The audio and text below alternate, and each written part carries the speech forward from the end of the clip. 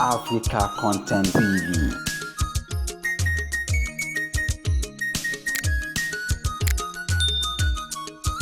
Mo kàn rí àwọn méjì wọ́n gba ti ojú ọ̀nà wọlé tí mo ṣe rí wọn mo ti mọ̀ pé mo ti wọ wàhálà láàárọ̀ yìí.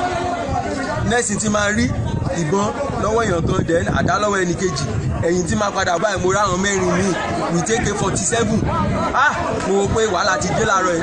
So ìgbà táwọn méjì yẹn máa dọ́dọ̀ mi wọ́n ní kí n lie down flat mo dẹ̀ lie down. First question táwọn kọ́ máa béèrè lọ́wọ́ mi pé àwọn tó wà lẹ́yìn bẹ́ẹ̀ kọ́ àwọn òyìnbó tó ń ṣiṣẹ́ ogun bíbá yẹn àwọn náà ń béèrè lọ́wọ́ kọ́ béèrè kódà àlejò lèmi ò mọ anybody pé nǹkan tí mo kó wá sí bíbá yẹn lélẹ̀. African Content TV, ìkànnì tí a ti ń mú ìròyìn, ayẹyẹ àti ètò tó gbajúgbajà wá sí etí ìgbọ́ yín.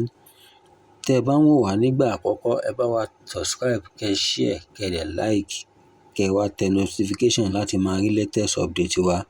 Ní ilẹ̀ Èkìtì, arákùnrin kan tó lọ sí oko tó rí ohun tó ṣẹlẹ̀ lọ́hùn-ún tí ó rí àwọn Fúlàní méje tí wọ́n di ìhà ogun mọ́ra. Arákùnrin náà sọ gbogbo ohun tí ojú rẹ̀ tó lọ́hùn-ún. Ó ní onímọ́tò ni òun sì lọ já ẹrù sí oko.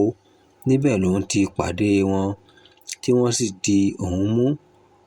Àwọn tí wọ́n rí wọ́n yìnbọn mọ́ wọn ṣùgbọ́n òun ò yìnbọn mọ́ òun àti obìnrin táwọn jọ lọ já ẹrù náà. Ṣùgbọ́n wọ́n gba bátìrì fóònù òun àti tẹni náà pé káwọn má lè pè é. Wọ́n sì tú àwọn lẹ̀, orí ló yọ àwọn. Èyí jẹ́ ìpèníjà fún gbogbo ilẹ̀ Yorùbá wípé àwọn Fúlàní agbébọn wọ́n ti wà nínú gbogbo igbó Yorùbá o. Yorùbá ẹ ronú o. Òjó kí ló ṣẹlẹ̀? Mo lọ sí Adó láàárọ̀ yìí ni then from there mo lọ kó seedling minana mo kó wá sí oko ọ̀rìn bíi ní etí ẹ̀rọ bíi ní bíi 3 crops níbẹ̀ getting to the place 200 pieces ní so mo ń kó sílẹ̀.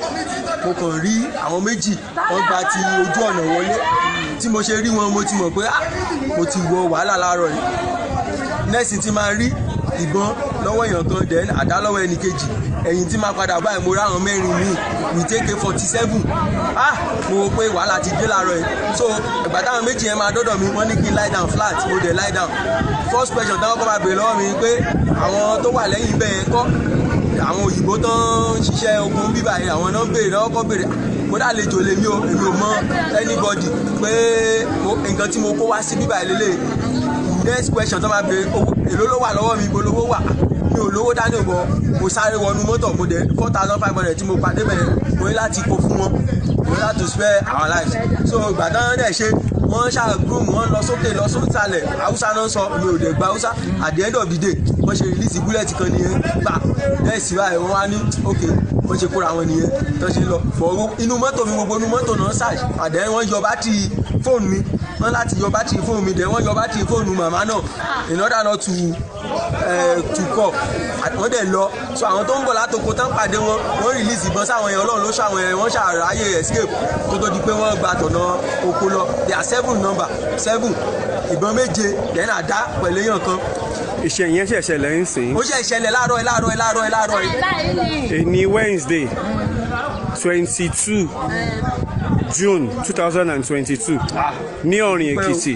Ó dúpẹ́ fọ́lọ́run. Òjó kí ló ń jẹ́ jàre? Àìná Vincent Fẹ́mi lórúkọ. Àìná Vincent Fẹ́mi, mọ́mì kí lórúkọ tiyín? Àríbá sóyè Adéyẹmí. Orí mi bá